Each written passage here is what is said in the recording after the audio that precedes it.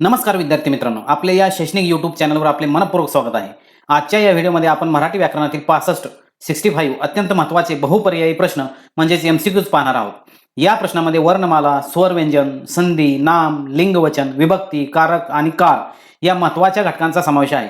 विशेष म्हणजे आपण फक्त योग्य पर्याय पाहणार नाही, तर प्रत्येक प्रश्नाचे योग्य उत्तर का आहे, त्यामागचा व्याकरणाचा नियम काय आहे आणि परीक्षेमध्ये हा प्रश्न कसा सोडवायचा हे देखील सोप्या भाषेत समजून सांगणार आहोत. त्यामुळे हा व्हिडिओ MPSC, पोलीस भरती, तलाठी भरती, TET, शिक्षक भरती तसेच इतर स्पर्धा परीक्षांची तयारी करणाऱ्या विद्यार्थ्यांसाठी खूप उपयुक्त ठरणार आहे. एकही प्रश्न स्किप करू नका, कारण शेवटपर्यंत गेल्यावर तुम्हाला मराठी व्याकरणातील अनेक महत्त्वाच्या संकल्पना एकाच व्हिडिओमध्ये रिवाईज करता येतील. तर चला वेळ न घालवता सुरुवात करूया आपल्या या प्रश्नसंचाला. प्रश्न क्रमांक पहिला, हळूहळू, मुळू मुळू, खुटू खुटू या शब्दातील दुसरा व चौथा डॅश डॅश दीर्घ आहे. दुसरा व चौथा, दुसरा या शब्दामध्ये ळ जो आहे ह्याच्यामध्ये पण ळ आहे आणि ह्या शब्दामध्ये काय ट. तर काय आहे दुसरा आणि चौथा काय आहे, कुठला दीर्घ आहे, त्यांनी पर्याय बघा कुठले दिले आहेत, वर्ण, स्वर, व्यंजन, आकार. तर याचा योग्य पर्याय कुठला आहे, पर्याय क्रमांक 2 स्वर. तर हळूहळू, मुळू मुळू, खुटू खुटू या शब्दामध्ये दीर्घ स्वरांचा वापर झाला आहे. तर दीर्घ उ हा दीर्घ स्वर आहे, त्यामुळे दुसरा व चौथा स्वर दीर्घ स्वर आहे. प्रश्न क्रमांक 2, तर खालीलपैकी दंत तालव्य वर्ण कोणता. तर दंत तालव्य वर्ण कोणता असं विचारलेलं आहे. पर्याय बघा र, ग, ज, म. तर याचा योग्य उत्तर कुठला आहे, पर्याय क्रमांक 3 ज. मराठीतील च, छ, ज, झ यांचा उच्चार काही संदर्भात दंत तालव्य पद्धतीने होतो. तर या पर्यायामध्ये कुठला आहे, ज हा योग्य पर्याय आहे, म्हणून पर्याय क्रमांक 3 हे योग्य उत्तर आहे. प्रश्न क्रमांक 3, र व्यंजनाच्या जोडाक्षरे लिहिण्याच्या किती पद्धती आहेत. र जे हे व्यंजन आहे, तर जोडाक्षरे लिहिण्याच्या किती पद्धती आहेत रच्या. तर पर्याय बघा 1, 2, 3, 4. तर याचं योग्य उत्तर कुठलं आहे, पर्याय क्रमांक 2 हे त्याचे योग्य उत्तर आहे. प्रश्न क्रमांक 4, पुढे दिलेल्या वर्णातील महाप्राण वर्ण ओळखा. तर कुठले वर्ण दिलेले आहेत, क, र, थ, म हे 4 वर्ण दिलेले आहेत आणि 4 वर्णामधून आपल्याला कुठला ओळखायचा आहे, महाप्राण वर्ण ओळखायचा आहे. तर पर्याय बघा क, थ, र, म. तर याचं योग्य उत्तर कुठलं आहे, पर्याय क्रमांक 2 थ. तर महाप्राण वर्णाचा उच्चार करताना तोंडातून अधिक प्रमाणात काय येतं, हवा बाहेर पडते. आणि थ हा महाप्राण वर्ण आहे. क अल्प प्राण आहे, र अल्प प्राण आहे आणि म सुद्धा अल्प प्राण आहे. तर थ काय आहे, महाप्राण वर्ण आहे. प्रश्न क्रमांक 5, मराठी वर्णमालेत एकूण किती स्वरादी आहेत. स्वरादी किती आहेत असं विचारलेलं आहे. पर्याय बघा 12, 2, 34, 1. तर याचं योग्य उत्तर कुठलं आहे, पर्याय क्रमांक 2. तर स्वरादी म्हणजे काय, तर स्वराने सुरू होणारे वर्ण किंवा घटक. मराठी वर्णमालेच्या पारंपरिक वर्गीकरणात अनुस्वार आणि विसर्ग हे स्वरादी मानले जातात, त्यामुळे संख्या किती आहे, 2 संख्या स्वरादी आहे. प्रश्न क्रमांक 6, ज्या अक्षरास 2 किंवा अधिक व्यंजने प्रथम एकत्र येऊन शेवटी त्यात एक स्वर मिसळतो त्यास डॅश डॅश असे म्हणतात. तर काय वाक्य दिलेलं आहे बघा, ज्या अक्षरास 2 किंवा अधिक व्यंजने प्रथम एकत्र येऊन शेवटी त्यात काय होतो, एक स्वर मिसळतो त्यास आपण काय म्हणतो. तर पर्याय बघा संयुक्त व्यंजन, जोडाक्षर. त्याच्यानंतर पर्याय क्रमांक 3 काय, द्वित आणि वर्ण. तर याचा योग्य पर्याय कुठला आहे, पर्याय क्रमांक 2 आपण त्याला काय म्हणतो, जोडाक्षर म्हणतो. प्रश्न क्रमांक 7, मराठी भाषेतील पहिला शिलालेख कोठे सापडला. काय विचारलंय, मराठी भाषेमध्ये पहिला शिलालेख कोठे सापडला. पर्याय बघा पंढरपूर, श्रवणबेळगोळ, त्याच्यानंतर नालासोपारा आणि शिर्डी. तर याचा योग्य पर्याय कुठला आहे, पर्याय क्रमांक 2 श्रवणबेळगोळ. तर कर्नाटकातील श्रवणबेळगोळ येथील शिलालेख मराठीच्या प्राचीन लिखित स्वरूपाच्या अभ्यासात महत्त्वाचा मानला जातो. त्यामध्ये मराठी भाषेचे काही प्राचीन रूप आढळते. तर कुठला पर्याय आपल्याला, श्रवणबेळगोळ हा पर्याय योग्य पर्याय आहे. प्रश्न क्रमांक 8, मराठी भाषेत एकूण किती वर्ण आहेत. तर खाली पर्याय दिलेले आहेत 34, 12, 52 आणि 48. तर पर्याय कुठला योग्य पर्याय, पर्याय क्रमांक 3 52 म्हणजे काय 52. मराठी भाषेत एकूण किती वर्ण आहेत, 52 वर्ण आहेत. त्यात स्वर, व्यंजने आणि इतर वर्णांचा समावेश होतो. प्रश्न क्रमांक 9, जमाव या शब्दातील ज हा वर्ण कोणत्या प्रकारचा आहे. पर्याय बघा 1 तालव्य, 2 मूर्धन्य, 3 दंत तालव्य आणि 4 कंठ तालव्य. तर पर्याय कुठला बरोबर आहे, पर्याय क्रमांक 3 हे त्याचे योग्य उत्तर आहे. तर ज या वर्णाचा उच्चार करताना जीभ काय होते, दात आणि तालू यांच्या संयोगातून उच्चारली जाते. त्यामुळे दिलेल्या पर्यायामध्ये कुठला पर्याय योग्य आहे, दंत तालव्य हा पर्याय योग्य आहे. प्रश्न क्रमांक 10, अनुनासिकाला काय म्हणतात. तर पर्याय बघा अनुस्वार, शब्द, व्यंजन, विशेषण. तर अनुनासिकाला काय म्हणतो आपण, अनुस्वार असे म्हणतो. पर्याय क्रमांक 1 हे त्याचे योग्य उत्तर आहे. तर नाकातून उच्चारला जाणारा स्वरयुक्त ध्वनी अनुनासिक म्हणून ओळखला जातो आणि लेखनात त्यासाठी अनेकदा काय करतो आपण, अनुस्वार वापरला जातो. प्रश्न क्रमांक 11, मराठी भाषेचे लेखन कोणत्या लिपीत केले जाते. पर्याय बघा नागरी, मोडी, संस्कृत, देवनागरी. तर याचा योग्य पर्याय आपल्या सर्वांना माहिती आहे, देवनागरी लिपीमध्ये मराठी भाषेचे लेखन केले जाते. तर आधुनिक मराठी भाषा मुख्यतः या लिपीत लिहिली जाते आणि मोडी लिपीचा ऐतिहासिक काळात मोठ्या प्रमाणावर वापर होत होता, पण आता कुठला वापर होतोय, देवनागरी लिपी. प्रश्न क्रमांक 12, खालीलपैकी कोणता वर्ण कंठ वर्ण आहे असं विचारलेला आहे. तर पर्याय बघा कुठले दिले आहेत, क, च, त्याच्यानंतर नेक्स्ट पर्याय कुठला आहे, आपण नेक्स्ट पर्याय द आणि प. तर याचा योग्य पर्याय कुठला आहे? पर्याय क्रमांक 1 क. तर क हा काय? कंठ वर्ण आहे. घशातून म्हणजेच काय? कंठातून उच्चारले जाणारे वर्ण त्याला आपण काय म्हणतो? कंठवर्ण. जे कंठातून उच्चारले जातात. उदाहरणार्थ म्हणलं तर क, ख, ग, घ, ड हे काय? कंठवर्ण आहेत. म्हणजे ह्याच्यामध्ये पर्याय कुठला आहे? क हे योग्य उत्तर आहे. प्रश्न क्रमांक 13 इत्यादी या शब्दात कोणते दोन शब्द आहेत? पर्याय बघा, इत्य अधिक आदी, दुसरा पर्याय इत्या अधिक आदी, तिसरा पर्याय इति अधिक आदी आणि चौथा पर्याय इति अधिक आदी. म्हणजे वेलांटीमध्ये फक्त फरक दिलेला आहे काही ऑप्शनमध्ये. काही ऑप्शनमध्ये पहिली वेलांटी आहे, काही ऑप्शनमध्ये दुसरी वेलांटी आहे. तर याचा योग्य पर्याय कुठला आहे? पर्याय क्रमांक 3 हा पर्याय योग्य आहे. तर हे दोन शब्द आहेत या इत्यादी या वर्गामध्ये. इति त ला पहिली वेलांटी अधिक आदी द ला पहिली वेलांटी, म्हणून पर्याय क्रमांक 3 हे त्याचे योग्य उत्तर आहे. येथे होताना इतिमधील ई आणि आदी यांचा संयोग होऊन यचा आगम होतो, म्हणून पर्याय क्रमांक 3 हे त्याचे योग्य उत्तर आहे. प्रश्न क्रमांक 14 महोत्सव या शब्दाचा योग्य संधी विग्रह कोणता? कुठला शब्द दिलाय? महोत्सव. ह्याचा संधी विग्रह खाली पर्याय दिले आहेत बघा, महान अधिक उत्सव, महा अधिक उत्सव आणि म अधिक उत्सव आणि मह अधिक उत्सव. तर याचा योग्य पर्याय कुठला आहे? पर्याय क्रमांक 2 महा अधिक उत्सव म्हणजे काय? महोत्सव. तर येथे आ महाचा हाचा काय? आ आणि उत्सवचा उ यांच्या संयोगाने काय होतं? ओ हा स्वर तयार होतो आणि ही काय? गुणसंधी आहे, म्हणून महोत्सवसाठी पर्याय क्रमांक 2 हे त्याचे योग्य उत्तर आहे. प्रश्न क्रमांक 15 खालीलपैकी मृच्छक कटिक या शब्दाच्या संधीची योग्य फोड असलेला पर्याय निवडा. तर मृच्छक कटिकचा शब्द दिलेला आहे, त्याची पर्याय बघा काय दिलेला आहे?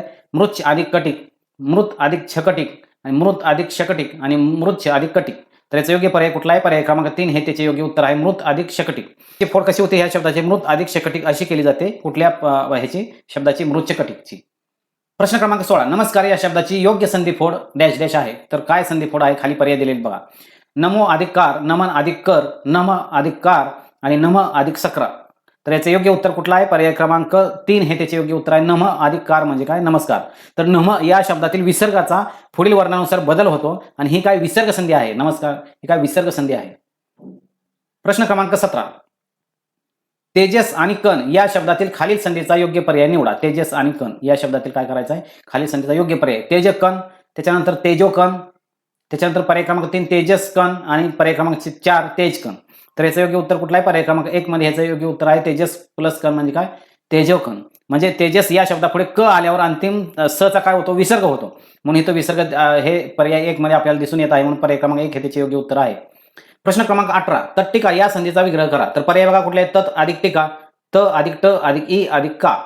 पर्याय क्रमांक 3 तत् अधिक टिका आणि पर्याय क्रमांक 4 त्र अधिक टिका. तर याचं योग्य उत्तर कुठलं आहे? पर्याय क्रमांक 1 मध्ये आहे तत् अधिक टिका म्हणजे तट्टिका. तर दोन समान किंवा सदृश्य व्यंजनाच्या संयोगामुळे उच्चार आणि लेखनात बदल होतो, म्हणजे तट्टिकाचा पर्याय क्रमांक 1 हे त्याचे योग्य उत्तर आहे. प्रश्न क्रमांक 19 गिरीश या शब्दाचा अचूक विग्रह कोणता? कुठला शब्द दिलेला आहे तिथं? गिरीश या शब्दाचा अचूक विग्रह कोणता असं विचारलेलं आहे. तर पर्यायामध्ये काय दिले? गिरी अधिक ईश, गिरी अधिक ईश आणि गिरी अधिक ईश आणि गिर अधिक ईश. तर याच्यामध्ये पहिली वेलांटी दुसरी वेलांटी एवढा फरक दिलेला आहे. पर्यायामध्ये सेम पर्याय आहेत, फक्त वेलांटीमध्ये फरक दिलेला आहे. तर याचा पर्याय कुठला आहे बघा? पर्याय क्रमांक 3 हे त्याचे योग्य उत्तर आहे. गिरीची पहिली वेलांटी आणि रीची पण पहिली वेलांटी प्लस ईश. तर हे पर्याय क्रमांक 3 हे त्याचे योग्य उत्तर आहे. तर गिरीचं ई आणि ईचं दीर्घ ई यांच्या संयोगातून दीर्घ ई तयार होतो आणि ही सवर्ण दीर्घ संधी आहे. प्रश्न क्रमांक 20 शब्दच्छल या संधीची फोड कशा प्रकारे होईल? कुठला शब्द दिला आहे? शब्दच्छल. तर कसे होईल? पर्याय क्रमांक 1 शब्द अधिक छल, शब्द अधिक चल. पर्याय क्रमांक 3 मध्ये काय दिलेला आहे? शब्द अधिक सल आणि पर्याय क्रमांक 4 यापैकी नाही. तर याचा योग्य पर्याय कुठला आहे? पर्याय क्रमांक 1 हे त्याचे योग्य उत्तर आहे, शब्द अधिक छल म्हणजे शब्दच्छल. म्हणजे द आणि छ यांच्या संयोगामुळे छ असा संयुक्त उच्चार होतो. प्रश्न क्रमांक 21 ओ हा संयुक्त स्वर कोणत्या दोन स्वरांनी बनलेला आहे? तर पर्याय बघा कुठले दिले आहेत? अ अधिक ई, आ अधिक उ, आ अधिक दीर्घ उ आणि अ अधिक उ. तर याचा योग्य पर्याय कुठला आहे? पर्याय क्रमांक 4 अ अधिक उ यांच्या संयुक्त दोन स्वरांनी बनलेला हा संयुक्त स्वर आहे ओ. प्रश्न क्रमांक 22 तेज अधिक निधी या संधी विग्रहाचा योग्य संधी शब्द शोधा. तर कुठला शब्द दिला? तेज इथं अधिक निधी. तर ह्याच्यामध्ये पर्याय बघा कुठले दिले आहेत? तेजनिधी, तेजोनिधी, तेजसनिधी, तेजोनिधी. तर याचा योग्य पर्याय कुठला आहे? पर्याय क्रमांक 2 हे त्याचे योग्य उत्तर आहे, तेज अधिक निधी म्हणजे तेजोनिधी. तर विसर्गानंतर न आल्यावर काय होतं? योग्य ध्वनी बदल होऊन तेजोनिधी हा शब्द तयार होतो. प्रश्न क्रमांक 23 पुरुष अधिक उत्तम या दोन शब्द कुठला आहेत? पुरुष आणि उत्तम. तर या दोन शब्दाची काय आहे? संधी झाल्यानंतर खालीपैकी कोणता शब्द तयार होईल? पुरुषोत्तम, पुरुषोत्तम, त्याच्यानंतर पुरुषोत्तम आणि पुरुषोत्तम. तर याचा योग्य पर्याय कुठला आहे? पर्याय क्रमांक 4 हे त्याचे योग्य उत्तर आहे, पुरुष अधिक उत्तम. या दोन शब्दाची संधी झाल्यानंतर कुठला शब्द तयार होतो? पुरुषोत्तम. तर अ अधिक उ श मधला अ आणि हा उ या ओ या नियमानुसार ओ तयार होतो, म्हणून काय म्हणतो आपण पुरुषोत्तम. म्हणून पर्याय क्रमांक 4 हे त्याचे योग्य उत्तर आहे. प्रश्न क्रमांक 24, खालील संधी सोडवा. कुठला शब्द दिला बघा, वृक्षोदाय. वृक्षोदायचं पर्याय बघा, वृक्ष अधिक औदार्य, वृक्षात अधिक औदार्य, वृक्षात अधिक और्य आणि वृक्षो अधिक दार्य.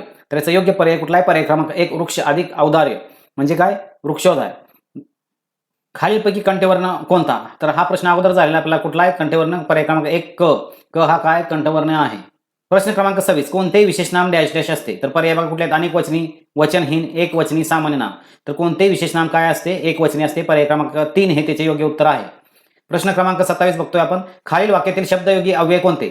तर खालील जे वाक्य दिले त्यातील शब्दयोगी अव्यय कुठले आहे ते विचारले त्यांनी. तर जाईच्या मांडवावर सूर्याची सोनेरी किरणे पसरली. तर याचा योग्य पर्याय कुठला आहे बघा? पसरली, सोनेरी, मांडवावर सूर्याची. तर याचं योग्य उत्तर कुठला आहे? पर्याय क्रमांक 3 मांडवावर. तर हे शब्दयोगी अव्यय आहे. वर हा शब्द शब्दयोगी अव्यय आहे. तो मांडव या नामाशी संबंध दर्शवतो. म्हणून मांडव अधिक वर म्हणजे मांडवावर. म्हणून पर्याय क्रमांक 3 हे त्याचे योग्य उत्तर आहे. प्रश्न क्रमांक 28, आमचे वडील म्हणजे जमदग्नी आहेत. या वाक्यात अधोरेखित शब्द कोणत्या नामाचा प्रकार आहे? तर कुठला शब्द आहे? जमदग्नी. तर हा कुठल्या नामाचा प्रकार आहे? विशेष नाम, भाववाचक नाम, त्याच्यानंतर सामान्य नाम आणि धर्मवाचक नाम. तर असे 4 पर्याय दिलेले आहेत. तर कुठल्या प्रकारचं नाम आहे हे? नामाचा प्रकार कुठला आहे? याच्यामध्ये जमदग्नी म्हणजे सामान्य नाम आहे. पर्याय क्रमांक कुठला आहे? 4. पर्याय क्रमांक 4 हे त्याचे योग्य उत्तर आहे. जमदग्नी हा इथं सामान्य नाम म्हणून वापरलेला आहे. प्रश्न क्रमांक 29, गुरुजींचे वागणे मोठे प्रेमळ असते. या वाक्यातील अधोरेखित शब्दाचा नामाचा प्रकार ओळखा. तर कशाला अधोरेखित केलेला आहे? तर वागणे या शब्दाला अधोरेखित केलेला आहे. तर गुरुजींचे वागणे मोठे प्रेमळ असते. तर वागणे या शब्दाचा काय करायचं? नामाचा प्रकार ओळखायचा आहे. तर विशेष नाम, धातुसाधित नाम, सामान्य नाम आणि भाववाचक नाम. तर याचा योग्य पर्याय कुठला आहे? पर्याय क्रमांक 2 हे त्याचे योग्य उत्तर आहे. धातुसाधित नाम.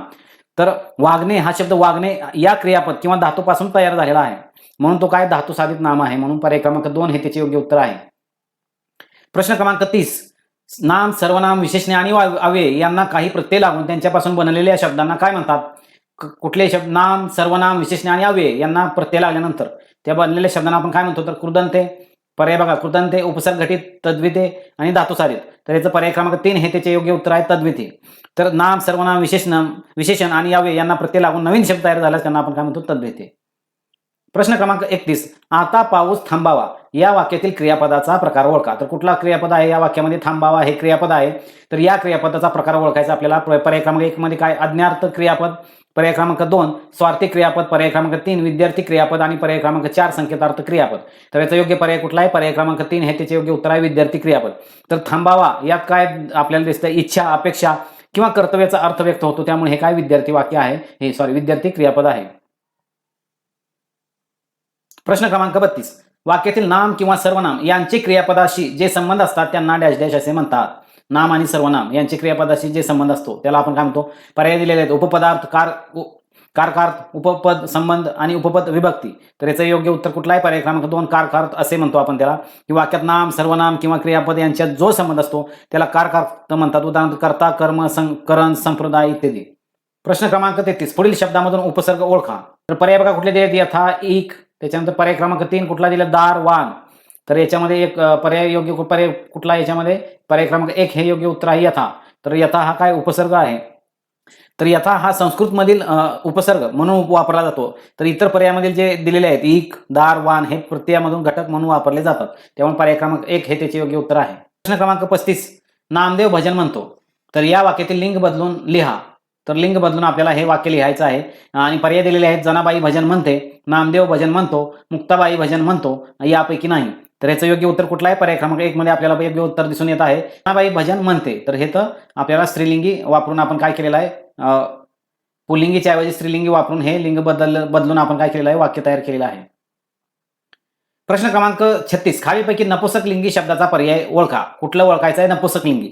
तर पर्याय बघा कुठले आहेत? नदी, नाला, ओहळ आणि पाणी. तर याच्यामध्ये योग्य उत्तर कुठला आहे? पर्याय क्रमांक 4 हे योग्य उत्तर आहे. तर पाणी हा नपुसक लिंगी शब्द आहे. नदी काय? स्त्रीलिंग आहे. नाला पुल्लिंग आणि ओहळ काय आहे? पुल्लिंग. त्यामुळे पर्याय क्रमांक 4 हे त्याचे योग्य उत्तर आहे. प्रश्न क्रमांक 37, नामाच्या अंगी संख्या सुचवण्याचा जो धर्म असतो त्याला आपण काय म्हणतो? पर्याय बघा वचन, संख्या वचन, बहुवचन आणि द्विवचन. तर याचा योग्य पर्याय कुठला आहे? पर्याय क्रमांक 1 हे त्याचे योग्य उत्तर आहे. वचन. तर नामातून एक किंवा अनेक अशी संख्या समजते, या धर्माला वचन म्हणतात. मुलगा एक वचन, मुलगे अनेक वचन. प्रश्न क्रमांक 38, पुढीलपैकी चुकीची जोडी कोणती? आता ह्याच्यामध्ये जोड्या दिलेल्या आहेत, त्यातली चुकीची जोडी आपल्याला निवडायची आहे. पर्याय क्रमांक 1 मध्ये बैल पुल्लिंग, झाड नपुसकलिंग, डोंगर उभयलिंगी आणि नदी स्त्रीलिंगी. तर याच्यामध्ये योग्य चुकीची जोडी कुठली आहे? चुकीची जोडी आहे पर्याय क्रमांक 3 मध्ये डोंगर उभयलिंगी. तर डोंगर हा पुल्लिंगी शब्द आहे, तो उभयलिंगी नाही, त्यामुळे ही जोडी काय चुकीची जोडी आहे. प्रश्न क्रमांक 39. तर खोंड या शब्दाचे स्त्रीलिंगी रूप काय होते? भाटी, कालवड, म्हैस, शेळी. तर याचं योग्य उत्तर कुठलं आहे? पर्याय क्रमांक 2 हे त्याचे योग्य उत्तर आहे, कालवड. तर खोंड म्हणजे नर किंवा नर वासरू, त्याचे स्त्रीलिंगी रूप काय होते? कालवड असे होते. प्रश्न क्रमांक 40. झाडे या शब्दाचे मूळ रूप लक्षात घेतल्यास त्याचे लिंग कोणते? कुठला शब्द दिलेला आहे? झाडे. तर या शब्दाचे काय आपल्याला ओळखायचं आहे? लिंग कोणते? तर पुल्लिंग, स्त्रीलिंग, नपुसकलिंग आणि उभयलिंग. तर झाडे हे काय? अनेक वचन आहे आणि त्याचे एक वचन केलं तर काय होईल? झाड हे हा शब्द तयार होईल आणि झाड हा काय? नपुसकलिंगी शब्द आहे, म्हणून पर्याय क्रमांक 3 हे त्याचे योग्य उत्तर आहे. प्रश्न क्रमांक 41. चुकीचे अनेक वचन ओळखा. बघा, महिला महिला, वाघ वाघीण, पुरुष पुरुष, ग्रह ग्रह. तर याच्यामध्ये चुकीचे अनेक वचन ओळखायचं आहे. तर पर्याय क्रमांक 2 हे त्याचे योग्य उत्तर आहे, वाघ वाघीण. तर वाघचे अनेक वचन वाघ असेच राहते, वाघीण हे वाघचे स्त्रीलिंगी रूप आहे, त्यामुळे हे अनेक वचनी रूप नाही, म्हणून पर्याय क्रमांक 2 हा पर्याय आपल्याला दिसते की चुकीची जोडी आहे. प्रश्न क्रमांक 42. पुल्लिंगी जोडी ओळखा. ह्याच्यामध्ये पुल्लिंगी जोडी ओळखायची खालील पर्यायामध्ये बैल गोरा, मांजरी बोका, शेळी बोकड आणि गाय म्हैस. तर पुल्लिंगी जोडी ओळखायचे. तर बैल आणि गोरा हे दोन्ही काय? पुल्लिंगी शब्द आहेत. दोन्ही पण बैल आणि गोरा हे दोन्ही पण काय? पुल्लिंगी शब्द आहेत आणि इतर पर्यायामध्ये स्त्रीलिंगी मांजरी, शेळी, गाय हे काय? स्त्रीलिंगी शब्द वापरलेले आहेत, म्हणून पर्याय क्रमांक 1 हे त्याचे योग्य उत्तर आहे. प्रश्न क्रमांक 43. खालील शब्दातील नपुसकलिंगी शब्द ओळखा. तर नपुसकलिंगी शब्द ओळखायचा मेस, तरू, बोरू. तर याचा योग्य पर्याय कुठला आहे? पर्याय क्रमांक 4 हे त्याचे योग्य उत्तर आहे, यापैकी नाही. प्रश्न क्रमांक 44. मला परीक्षेची भीती वाटते या वाक्यातील परीक्षेची या शब्दाची विभक्ती खालीलपैकी कोणती? तर पर्याय क्रमांक बघा, चतुर्थी, पंचमी. पर्याय क्रमांक 3 काय? षष्ठी आणि सप्तमी. तर याचं योग्य उत्तर कुठलं आहे? पर्याय क्रमांक 3 हे ह्याचे योग्य उत्तर आहे, षष्ठी. तर मला परीक्षेची भीती वाटते या वाक्यातील परीक्षेची हे काय? षष्ठी विभक्ती आहे. तर परीक्षेची या शब्दात काय? चा, ची, चे हा षष्ठीचा प्रत्यय आहे आणि कशाची भीती? तर परीक्षेची. तर इथं ची आहे, म्हणून आपण काय म्हणतो? तो षष्ठी विभक्तीमध्ये येत आहे. प्रश्न क्रमांक 45. सप्तमीचा कारकार्थ सांगा. तर सप्तमीचा काय सांगायचं? आपल्याला कारकार्थ सांगायचा आहे. पर्याय बघा, कर्म, अपादान, संप्रदान, अधिकरण. तर याचं योग्य उत्तर कुठलं आहे? पर्याय क्रमांक 4 अधिकरण. सप्तमी विभक्तीचा मुख्य कारकार्थ अधिकरण आहे. उदाहरणार्थ घरात, शाळेत, टेबलावर, म्हणून पर्याय क्रमांक 4 हे त्याचे योग्य उत्तर आहे. प्रश्न क्रमांक 46. विवाहात शब्दांची विभक्ती ओळखा. तर ह्या शब्दामध्ये विभक्ती ओळखायची विवाहात. तर कुठल्या आहे? षष्ठी, सप्तमी, द्वितीया आणि तृतीया. तर याचं योग्य पर्याय कुठला आहे? पर्याय क्रमांक 2 सप्तमी. तर विवाहात विवाह अधिक आत. तर आत हा अधिकरणाचा अर्थ दर्शवतो, म्हणून सप्तमी विभक्ती आहे. प्रश्न क्रमांक 47. मराठी भाषेत विभक्तीचे किती प्रकार मानले जातात? विभक्तीचे किती प्रकार आहेत मराठी भाषेत? पर्याय बघा, 6, 8, 10. पर्याय क्रमांक 4 काय? 12. तर याचं योग्य उत्तर कुठलं आहे? पर्याय क्रमांक 2 8. तर मराठी भाषेत विभक्तीचे किती प्रकार आहेत? 8. कुठले 8 प्रकार आहेत? प्रथमा, द्वितीया, तृतीया, चतुर्थी, पंचमी, षष्ठी, सप्तमी आणि संबोधन. तर हे असे 8 विभक्तीचे प्रकार आहेत. प्रश्न क्रमांक 48. फुलांनी या शब्दातील विभक्तीचा प्रकार कोणता? तर कुठला शब्द दिलेला आहे? फुलांनी. हा या शब्दातील विभक्तीचा प्रकार विचारलेला आहे. पर्याय बघा, तृतीया, चतुर्थी, सप्तमी आणि यापैकी नाही. तर याचं योग्य उत्तर कुठलं आहे? पर्याय क्रमांक 1 तृतीया हे त्याचे योग्य उत्तर आहे. तर फुलांनी म्हणजे काय? फुल अधिक आणि. तर नी हा तृतीय विभक्तीचा प्रत्यय आहे. मुलाने, फुलांनी, हाताने, म्हणून काय? पर्याय क्रमांक 1 हे त्याचे योग्य उत्तर आहे. प्रश्न क्रमांक 49. खालीपैकी तृतीय विभक्ती प्रत्यय कोणता? तृतीय विभक्तीचा प्रत्यय कोणता असं विचारलेला आहे? आ, ते, ना, ही.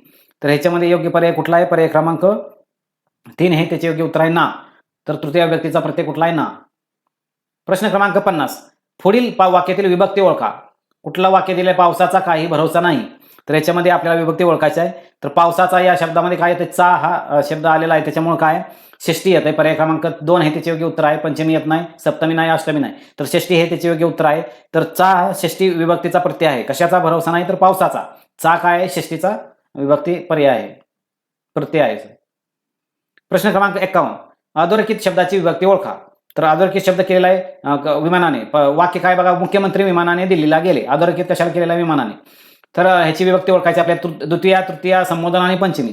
तर कुठलाही पर्याय क्रमांक 2 हे त्याचे योग्य उत्तर आहे, तृतीया. विमानाने म्हणजे विमान या साधनाने काय केलेला आहे? साधनाचा अर्थ तृतीय विभक्तीने व्यक्त होतो, म्हणून पर्याय क्रमांक 2 हे त्याचे योग्य उत्तर आहे. प्रश्न क्रमांक 52. अधोरेखित शब्दाचा प्रत्यय कोणत्या विभक्तीचा आहे ते सांगा. अधोरेखित शब्द इथं दिलेला आहे माझा. वाक्य काय बघा? हा माझा मार्ग ऐकला. तर माझाला अंडरलाईन केलेली आहे, इथं अधोरेखित केलेला आहे. पर्याय बघा, द्वितीया, षष्ठी, त्याच्यानंतर प्रथमा आणि तृतीया. तर याचं योग्य उत्तर कुठलं आहे? पर्याय क्रमांक 2 षष्टी हे त्याचे योग्य विभक्तीचा पर्याय आहे षष्टी. तर माझा या शब्दात मालकी किंवा संबंध व्यक्त होतो. कोणाचा मार्ग? माझा मार्ग, म्हणून षष्टी विभक्ती आहे, म्हणून पर्याय क्रमांक 2 हे त्याचे योग्य उत्तर आहे. प्रश्न क्रमांक 53 बहिणाबाईस या शब्दाची विभक्ती ओळखा. बहिणाबाईस या शब्दाची विभक्ती ओळखायची. पर्याय बघा चतुर्थी, तृतीया, प्रथमा, पंचमी. तर याचं योग्य उत्तर आहे पर्याय क्रमांक 1 चतुर्थी. तर बाईस बहिणाबाईस म्हणजे बाईंना, तर त्याला काय ला ना स हे चतुर्थीचे प्रत्यय आहेत, म्हणून मुलाला मुलांना बहिणाबाईस हे काय चतुर्थी विभक्ती आहे. प्रश्न क्रमांक 54 पुण्याहून या शब्दातील विभक्ती कोणती? तर शब्द कुठला आहे? पुण्याहून. तर कुठल्याही पर्याय बघा चतुर्थी, पंचमी, षष्टी, सप्तमी. तर याचा योग्य पर्याय कुठला आहे? पर्याय क्रमांक 2 पंचमी. तर हून इथं काय दिलेला आहे? हून हा शब्द आपल्याला दिसून येतो. तर हून हा काय प्रत्यय आहे? कुठला? पंचमी विभक्तीचा, म्हणून पुण्याहून म्हणजे काय? पुणे येथून किंवा पुण्यापासून, म्हणून पंचमी हे त्याचे योग्य उत्तर आहे पर्याय क्रमांक 2. प्रश्न क्रमांक 55 त्याने भिकाऱ्याला पैसा दिला या वाक्यातील अधोरेखित शब्दाचा प्रयोग कोणत्या विभक्तीचा आहे असं विचारलेलं आहे. तर कुठला अधोरेखित शब्द आहे इथं? भिकाऱ्याला. तर पर्याय बघा पंचमी, चतुर्थी, षष्टी, सप्तमी. तर याचा योग्य पर्याय कुठला आहे? पर्याय क्रमांक 2 चतुर्थी. तर पैसा कोणाला दिला? भिकाऱ्याला. तर भिकाऱ्याला ला हा चतुर्थीचा प्रत्यय आहे, त्यामुळे चतुर्थी विभक्ती इथं आपल्याला दिसून येते, म्हणून 55चा उत्तर कुठला आहे? पर्याय क्रमांक 2 चतुर्थी. प्रश्न क्रमांक 56 दिल्लीहून पंतप्रधानांचे विमान आले या वाक्यातील अधोरेखित शब्दाचा प्रत्यय कोणत्या विभक्तीचा आहे? तर हा शब्द आहे त्याचा प्रत्यय कुठला आहे? हून. तर हूनला काय? सप्तमी, द्वितीया, षष्टी, पंचमी. तर अगोदरच आपण आत्ताच अगोदर बघितलेलं होतं की पंचमी. तर हून हा पंचमी विभक्तीचा प्रत्यय आहे. दिल्लीहून म्हणजे काय? दिल्लीपासून किंवा दिल्ली येथून, म्हणून पर्याय क्रमांक 4 हे त्याचे योग्य उत्तर आहे. प्रश्न क्रमांक 57 विद्यार्थ्याला बक्षीस दिले हे कोणते कारक आहे? तर पर्याय बघा कुठले दिलेत? अपादान, संप्रदान. त्याच्यानंतर पर्याय क्रमांक 3 कुठला आहे? अधिकरण आणि करण. तर विद्यार्थ्याला बक्षीस दिले हे कोणते कारक आहे? तर संप्रदान आहे. पर्याय क्रमांक 2 हे त्याचे योग्य उत्तर आहे. तर बक्षीस कोणाला दिले? विद्यार्थ्याला. ज्याला काही दिले जाते त्याचा संबंध काय असतो? संप्रदान कारकाशी असतो, म्हणून पर्याय क्रमांक 2 हे त्याचे योग्य उत्तर आहे. प्रश्न क्रमांक 58 पुढील शब्दाची विभक्ती ओळखा. रमाबाईस द्वितीया, तृतीया, चतुर्थी, पंचमी. तर आपण अगोदर बघितलं काय येतं? चतुर्थी. रमाबाईस म्हणजे काय? रमाबाईंना. स ला ना हे काय? चतुर्थीचे प्रत्यय आहेत, म्हणून पर्याय क्रमांक 3 हे त्याचे योग्य उत्तर आहे. प्रश्न क्रमांक 59 ज्या तत्पुरुषात पूर्वपदाच्या सप्तमीच्या ई दीर्घ ई विभक्ती प्रत्ययाचा लोप होत नाही त्यास डॅश तत्पुरुष असे म्हणतात. तर पर्याय बघा अलुक, उपपद, कृदंत आणि नत्र. तर याचा योग्य पर्याय कुठला आहे? पर्याय क्रमांक 1 अलुक. तर ज्या तत्पुरुष समासात पूर्वपदाचा विभक्ती प्रत्यय लोप पावत नाही त्याला आपण काय म्हणतो? अलुक तत्पुरुष म्हणतो. प्रश्न क्रमांक 60 मी सिनेमा पाहिला या वाक्याचं काय करायचं आहे? अपूर्ण भविष्यकाळात रूपांतर करायचं आहे या वाक्याचं. मी सिनेमा पाहिला. पर्याय बघा मी सिनेमा पाहत असेन, मी सिनेमा पाहीन, मी सिनेमा पाहणार आहे आणि मी सिनेमा पाहिलेला असेल. तर याचा योग्य पर्याय कुठला आहे? पर्याय क्रमांक 1 मध्ये योग्य उत्तर दिसून येते आपल्याला. अपूर्ण भविष्यकाळाचं वाक्य मी सिनेमा पाहत असेन. अपूर्ण भविष्यकाळात भविष्यात एखादी क्रिया चालू असेल असा अर्थ व्यक्त होतो, म्हणजे मी सिनेमा पाहत असेन म्हणजे काय? ती क्रिया चालू असेल भविष्यकाळामध्ये. प्रश्न क्रमांक 61 आता कोठे मला जीवनाचा अर्थ कळत आहे या वाक्याचा काळ ओळखायचा आहे आपल्याला. काळ कुठला काळ आहे? पर्याय बघा पूर्ण वर्तमान काळ, त्याच्यानंतर साधा वर्तमान काळ, रीती वर्तमान काळ, अपूर्ण वर्तमान काळ. तर याचं योग्य उत्तर कुठला आहे? पर्याय क्रमांक 4 अपूर्ण वर्तमान काळ हे त्याचे योग्य उत्तर आहे. तर कळत आहे या क्रियापदातून क्रिया सध्या सुरू आहे किंवा वर्तमान काळात घडत आहे असा अर्थ व्यक्त होतो, म्हणून अपूर्ण वर्तमान काळ या वाक्याचा काळ आहे. प्रश्न क्रमांक 62 खाली दिलेल्या वाक्याचा काळ ओळखा. तो आता कामावर जात असेल. वाक्य काय बघा? तो आता कामावर जात असेल. पर्याय बघा पूर्ण भविष्यकाळ, अपूर्ण भविष्यकाळ, रीती भविष्यकाळ आणि उद्देश भविष्यकाळ. तर याचं योग्य उत्तर काय? अपूर्ण भविष्यकाळ. पर्याय क्रमांक 2 हे त्याचे योग्य उत्तर आहे. तर तो आता कामावर जात असेल. तर जात असेल या रचनेत भविष्यात एखादी क्रिया सुरू असण्याची शक्यता किंवा कल्पना व्यक्त होते, म्हणून अपूर्ण भविष्यकाळ इथं काळ आहे. प्रश्न क्रमांक 63 तो गणक यंत्रावर काम करीत असतो या वाक्याचा काळ ओळखा. वाक्य काय दिलंय बघा? तो गणक यंत्रावर काम करीत असतो. पर्याय बघा अपूर्ण वर्तमान काळ, पूर्ण वर्तमान काळ, रीती वर्तमान काळ, साधा वर्तमान काळ. तर पर्याय क्रमांक 3 हे त्याचे योग्य उत्तर आहे. रीती वर्तमान काळ. करीत असतो या वाक्यामध्ये आपल्याला दिसते करीत असतो यात एखादी क्रिया नेहमीच्या पद्धतीने किंवा सवयीने घडते असा अर्थ आहे, म्हणून रीती वर्तमान काळ ह्याचे योग्य उत्तर आहे. प्रश्न क्रमांक 64 मी परत येतो या वाक्याचे भविष्यकाळातील रूपांतर खालीलपैकी कोणते? भविष्यकाळातील रूपांतर आपल्याला खाली पर्यायामध्ये दिलेले आहेत. मी परत आलो, मी परत येईन, मी परत येत आहे, मी परत येत होतो. तर याचा योग्य पर्याय कुठला आहे? पर्याय क्रमांक 2 मी परत येईन हे काय? भविष्यकाळातील रूपांतर आहे. येईन हे भविष्यकाळातील क्रियापद आहे. मी परत येतो, मी परत येईन म्हणजे पर्याय क्रमांक 2 हे त्याचे योग्य उत्तर आहे. प्रश्न क्रमांक 65 बघतोय आपण. आमच्या अंगणात रोज भारद्वाज पक्षी येत असे या वाक्याचा काळ ओळखा. तर कुठला येईल? पूर्ण भूतकाळ, पूर्ण वर्तमान काळ, रीती भूतकाळ, रीती वर्तमान काळ. तर कुठला येईल? रीती भूतकाळ येईल. पर्याय क्रमांक 3 हे त्याचे योग्य उत्तर आहे. तर या वाक्यात रोज, रोज हा काय शब्द आहे आणि येत असे या क्रियापदातून भूतकाळातील येत असे नेहमीची किंवा सवयीची प्रक्रिया व्यक्त होते म्हणून काय रीती भूतकाळ आहे. बाकीचे उदाहरण काय तो रोज शाळेत जात असे, ती नेहमी गाणी म्हणत असे, पक्षी रोज अंगणात येत असे, हे काय रीती भूतकाळाचे उदाहरण आहेत. तर विद्यार्थी मित्रांनो, आजच्या व्हिडिओमध्ये आपण मराठी व्याकरणातील एकूण 65 महत्त्वाचे MCQs त्यांच्या योग्य उत्तरासह आणि सविस्तर स्पष्टीकरणासह पाहिले. या व्हिडिओमध्ये आपण वर्णमाला, स्वर, व्यंजन, संधी, नामाचे प्रकार, लिंग, वचन, विभक्ती, कारक आणि काळ या महत्त्वाच्या घटकांचा सराव केला. तुम्हाला हा व्हिडिओ उपयुक्त वाटला असेल तर व्हिडिओला लाईक करा आणि आपल्या मित्रमैत्रिणींना नक्की शेअर करा. अशाच प्रकारे मराठी, इंग्रजी, सामान्य ज्ञान आणि स्पर्धा परीक्षेसाठी उपयुक्त प्रश्न व सविस्तर स्पष्टीकरणाचे व्हिडिओ पाहण्यासाठी आपल्या चॅनलला सबस्क्राईब करा आणि बेल आयकॉन दाबायला विसरू नका. तुम्हाला या 65 प्रश्नांपैकी किती प्रश्नांची उत्तरे आधीपासून माहिती होती ते कमेंटमध्ये नक्की सांगा. पुढच्या व्हिडिओमध्ये आपण आणखी काही महत्त्वाचे आणि परीक्षेच्या दृष्टीने उपयुक्त MCQs घेऊन भेटणार आहोत. तोपर्यंत अभ्यास करत राहा, मेहनत करत राहा आणि यश मिळवत राहा. धन्यवाद.